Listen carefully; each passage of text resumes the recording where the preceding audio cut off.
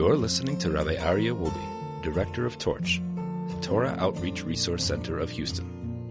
This is the Jewish Inspiration Podcast. Welcome back, everybody. Welcome. Tonight, we are going to study the gate of regret. Now, there are many people who live their entire life with regret. Oh, I regret this, I regret that. And as we have seen in our study of the ways of the righteous, an incredible book of Orchos Tzaddikim, it shows us so many different traits. I think this is the 11th trait that we've been discussing. And as we will see, every single trait, like the one we spoke last week of worry is a terrible thing. Worry is a very evil trait. However, there is a worry which is good, which is positive. Same thing with regret. While regret is a trait that is frowned upon by our Torah and by our sages, however, there is a regret which is a good regret, and we'll see that in one moment. So let's begin. We're on page 433, day number 73. Hacharata, the regret. Hu she'osa adam davar v'chozer bo misnachem al hamase. If one does something and later wishes that he had not done so, that's actually a very good thing for repentance. Okay? You have to have part of the process of repentance is having regret. If you don't regret, do you regret what you did? No, I don't regret. So what are you saying? I'm sorry. What are you asking forgiveness if you don't regret what you did? Right? It's the same thing that in you go to a judge after you get a speeding ticket and he says, okay, do you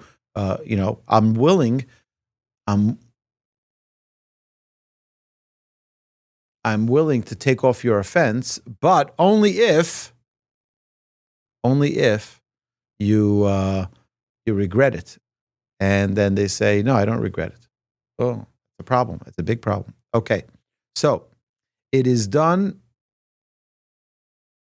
It is of great value in terms of repentance. For if one commits a sin and then regrets it, it is as if he has not sinned. Our sages tell us that anyone who sins and later regrets performing that sin, but sincere regret, such a person will have that sin be completely erased. Gam tefillah, so too with prayer. Eino mekubelas zulasi hacharata. Prayer is not accepted unless one has a regret for one's sins. In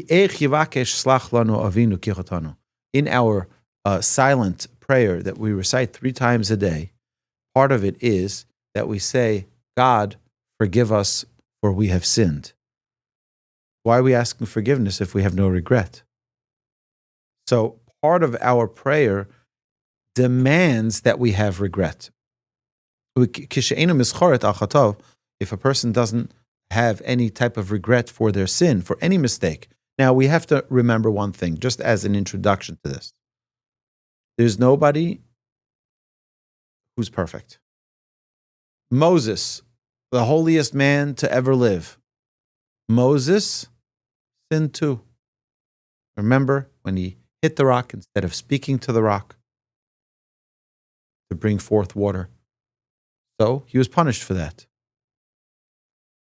Every person, as the Talmud tells us, as the Torah tells us, Adam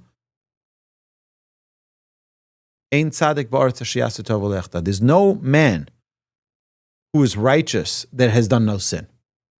Okay, but I want to be perfect. We all strive for perfection. How do we attain that perfection? Well, a step in the right direction is to have regret. V'zeh dom l'melech she'avdo sarach alav. Imagine you've sinned before the king, and now the king is ready to punish you, and you ask for forgiveness. Imagine you ask for forgiveness from the king, and the king says, okay, and now you do the same sin again. Why? Because you never had regret. You were playing with the king. You didn't really mean it. The king will be even more angry that now you have sinned for a second time. Meaning, A person who really has regret, anybody who's married for more than 20 minutes, no. You make a mistake, right? You make a mistake. Okay, so we all make mistakes. But there's a difference if you apologize and have zero regret, or apologize and have regret. Because if you have regret, you will do everything you can to ensure that it doesn't happen again. If someone comes in front of the king and says, God, please forgive me, I made a mistake. I'm seeking atonement. And then we go do it again because we didn't really regret. We just said words. No.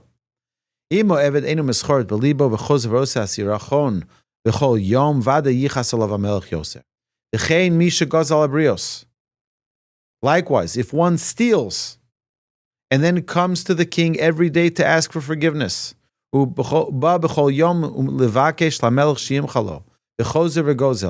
now steals again and again, asking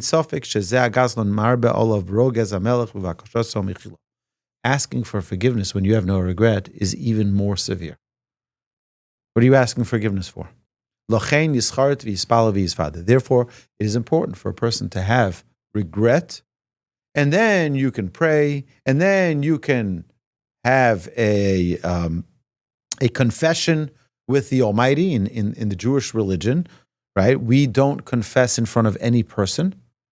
I had once a student in the class said, Rabbi, I need to confess. I told him, sorry, wrong religion. Right? We don't confess in front of a rabbi. We confess directly. In Judaism, we cherish that we have a direct relationship with God with no intermediary. There's no conduit through which we communicate to God. We talk directly. And if someone indeed has regret and prays and repents and resolves to not repeat it, such a person, their prayers will be accepted lovingly. However, doing good and regretting the good deed, you did a kind deed, you gave charity, you helped someone out, and then they didn't thank you properly. You say, oh, I shouldn't have done that. No, that's a terrible thing. A person should never regret doing a kind deed. That kind of regret is a bad regret. You need to be very, very careful. Don't ever regret doing a good thing. Don't ever regret it. I'll tell you something. So I try to never say no when people ask me for a favor. And sometimes I get the feeling like the Yetzer Hara, our evil inclination, wants me to regret it. So one time I lent out my car. Someone needed to go do give someone a ride to the airport and come right back. Comes back and something is not working. You get one of those error messages on your dashboard. And you're like, you see, should never lend out my car again. Because every time I lend it out, it comes back dirty. They don't do this. They don't do that. They ding the car here. They ding the car there, whatever it may be. Is that an act of kindness? Is an act of kindness only something that I'm willing to do if it doesn't affect me? Perhaps God is testing us. Maybe they did nothing wrong. God just put that sign on your dashboard just to see how you're going to love your act of kindness. That even if it doesn't come back in the condition that you had planned and hoped for, that you'll say, you know what? I don't regret doing the mitzvah. I don't regret doing the beautiful deed of loving kindness. Not going to regret it. So you gave that big donation and they didn't make the big announcement at their gala. They were hoping, and we want to thank our biggest contributor tonight, Mark, for giving this massive donation, right? Oh, I can't believe it. They're so ungrateful. They didn't give me that acknowledgement. You know what? That's the true act of kindness. The true act of kindness is when you have no regrets. I did the right thing. Why did I do it? Not for recognition. I did it so that I can help. So they didn't give me the recognition. So they didn't. Not going to change my desire to do the good deed, the good action. Because if in the minute you regret doing your good deed, you lose the reward too. The Talmud tells us, if you gave charity to the poor,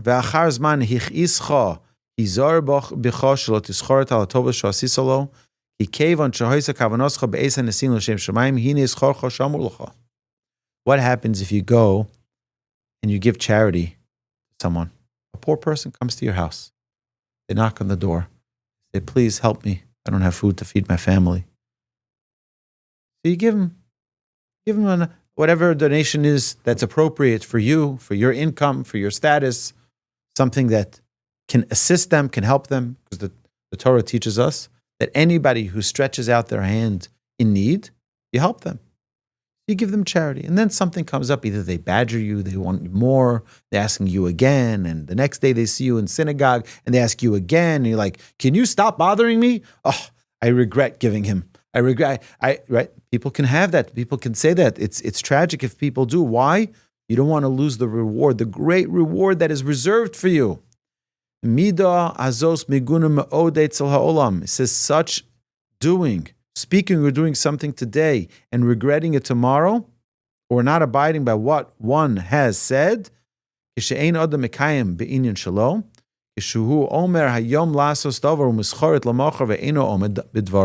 someone makes a pledge and then regrets giving that pledge, so he doesn't want to fulfill that pledge.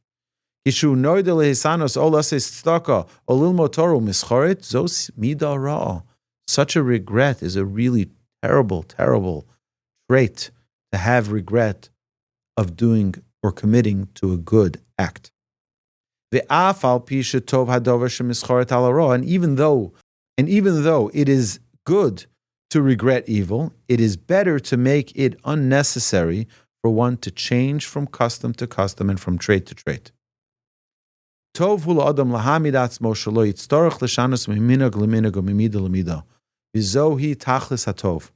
make a commitment, follow through. Do it. Keep it.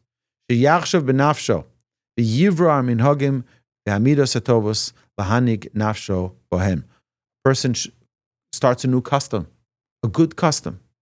Let's say, we talked before going live, we talked about people who commit 7.5 years to studying 2,711 folios of Talmud. We have the whole set of the Talmud. We have 2 sets of Talmud over here in the room. Really amazing. A lot of study. Oh, I regret starting. Oh, can't believe it. Now it's a commitment every morning. I got to do this. I got to get out of bed.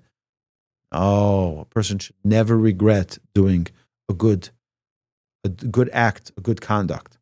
A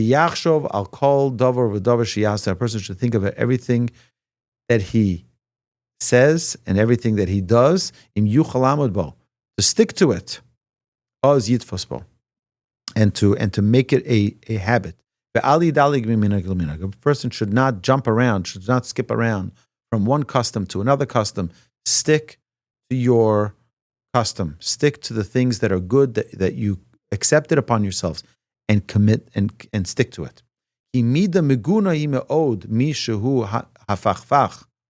Someone who jumps around is constantly jumping from thing to thing.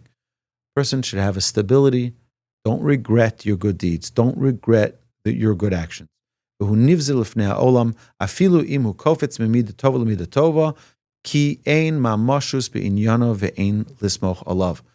to be dependable and reliable also in your actions.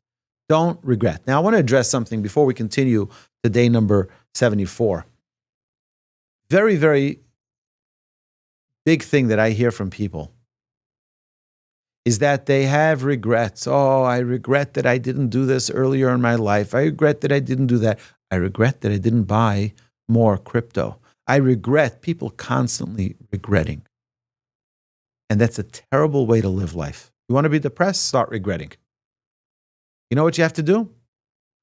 Use your regret as a springboard to do something new today. Not one day. One day I'll get to a point. One day I'll give charity. You know when that one day is? Today. You regret something of the past? Make a commitment today to change it. Oh, I regret that I didn't learn all the Torah yet. So when are you going to start? One day when I'm 65 years old, I'll have time? No, today. Oh, I should have read more business books. I should have read more books about investment. I should have read more books about organization. I should have read more books about kindness. I should have read whatever it is about oil and gas, trading, stock trading, right? That's your industry. I should have learned more. Guess what? Today is that day. You're going to wait for tomorrow? It's never going to happen. If you really have regret and you're committed to success, you will utilize that regret to spring you into action immediately. Regret has one virtue, and that virtue is to change the minute that is in front of you from the minute that is behind you. That's the power of regret. But if someone just sulks all day, oh, woe is to me. I can't believe it. They fired me from my job. You know what? Pick yourself up and start over again. I regret something. Don't live in the regret. Don't live in the past. Use it for the future. You've been listening to Rabbi Aryeh Wolbe on a podcast produced by Torch, the Torah Outreach Resource Center of Houston. Please help sponsor an episode so we can continue to produce more quality Jewish content for our listeners around the globe. Please visit torchweb.org to donate and partner with us on this incredible endeavor.